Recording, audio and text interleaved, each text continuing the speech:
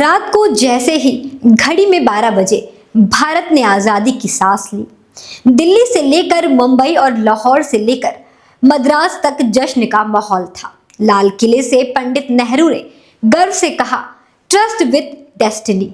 लेकिन देश के इस ऐतिहासिक जश्न में एक चेहरा गायब था। वो था राष्ट्रपति महात्मा गांधी का। जहां राजधानी में तिरंगा लहराया जा रहा था, वहीं गांधी जी हजारों किलोमीटर दूर कोलकाता के बेलिया घाट में एक साधारण मुस्लिम मकान हैदरी मंजिल में आसन पर बैठे थे और कारण था देश में भड़कते हिंदू मुस्लिम के दंगे। बता दें, भारत की आजादी सिर्फ एक रात में नहीं आई, ये 200 वर्ष की लंबी गुलामी, संघर्ष और बलिदानों का परिणाम थी।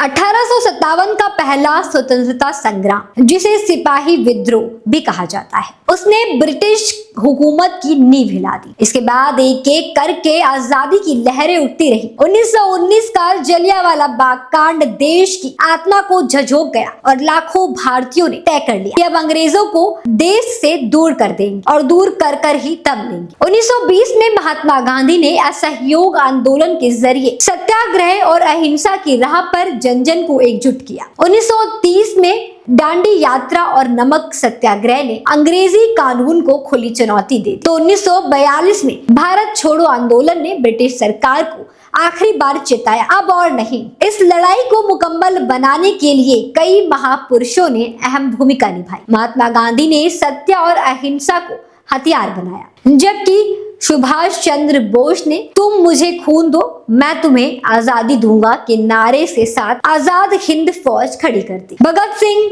राजगुरु और सुखदेव ने अपने प्राणों की आहुति देकर युवाओं में क्रांति की चिंगारी भड़काई। सरदार वल्लभ भाई पटेल ने 562 सियासतों को जोड़कर एक सूत्र में पिरोया। वहीं पंडित जवाहरलाल नेहरू ने स्वतंत्र भारत को आधुनिक सोच और विज्ञान की दिशा दी और सबसे महत्वपूर्ण डॉक्टर भीमराव अंबेडकर ने उस भारत को एक मजबूत संविधान देकर एक न्यायपूर्ण और समतामूलक समाज की नींव रखी। आप सभी को बता दूं कि 15 अगस्त के जश्न से पहले नेहरू और पटेल ने गांधी को पत्र लिखा कि 15 अगस्त हमारा पहला स्वाधीनता दिवस है और आप हमारे राष्ट्रपति हैं, कृपया शामिल होकर अपना आशीर्वाद दें। गांधी जी ने जवाब में लिखा, जब कलकत्ते में हिंदू मुस्लिम एक दूसरे की जान ले रहे हैं, ऐसे में जश्न कैसा मनाया जा सकता है? मैं तो दंगे रोकने के लिए अपनी जान भी दे दूंगा। वहीं गांधी ने बंगाल के पूर्व मुख्यमंत्री एच.एम.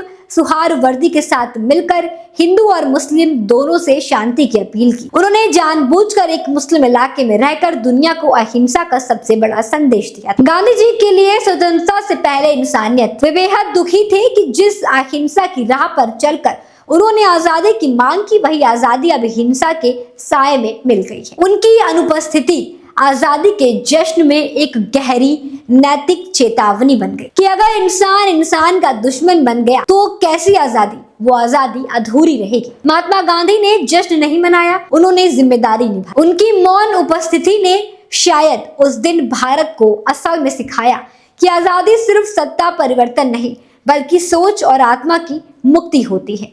इस पर आप सभी की क्या राय है? कमेंट में जरूर बताएं और देखते रहें द इंडिया लाइव।